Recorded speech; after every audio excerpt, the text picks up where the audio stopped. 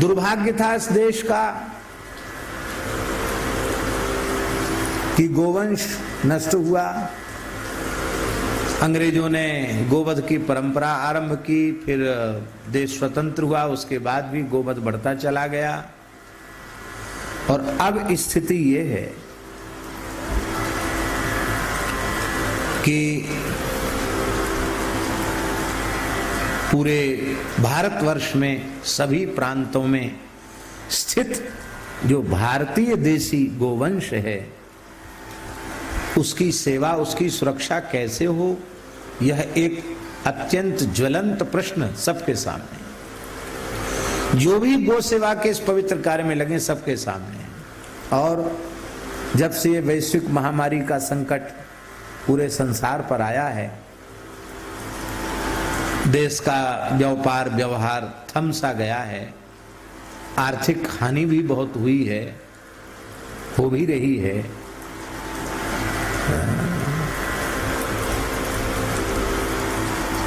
ये तो बहुत बहुत धन्यवाद है इस देश के वर्तमान प्रधानमंत्री जी को कि इस भयंकर संकट की घड़ी को कैसी सूझबूझ से, कैसे विवेक से वे संभाल करके ले चल रहे हैं और कितनी उदारता पूर्वक गरीबों को फ्री राशन दे करके और चिकित्सा दे करके, सुविधा दे करके और अच्छी अच्छी योजनाएं लागू करके सर्वजन हिताय सर्वजन सुखाय कार्य कर रहे हैं।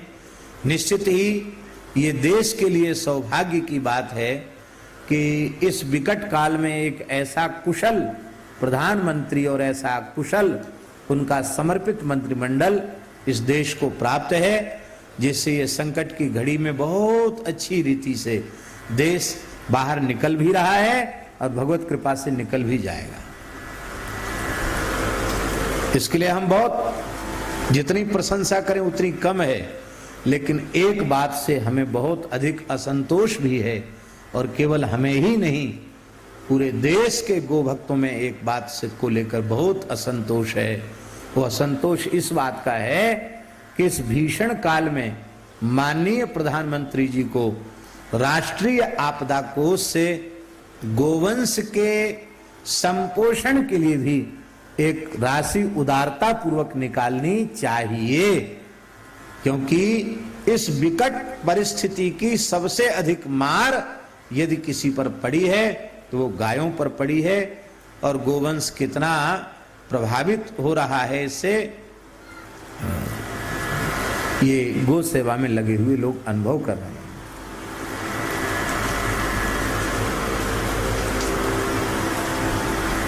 हम लोग आशावादी हैं, फिर भी विचार करते हैं कि शायद अभी कुछ ऐसी परिस्थिति हो और निकट में जरूर उनके मन में गोवंश के संरक्षण संवर्धन को लेकर कोई पवित्र भावना होनी ही चाहिए। और हम भगवान से प्रार्थना करते हैं कि गोवंश के संरक्षण संवर्धन की पवित्र भावना एक प्रतिज्ञा के साथ, एक सत संकल्प के साथ वर्तमान देश के शासक के मन में आवे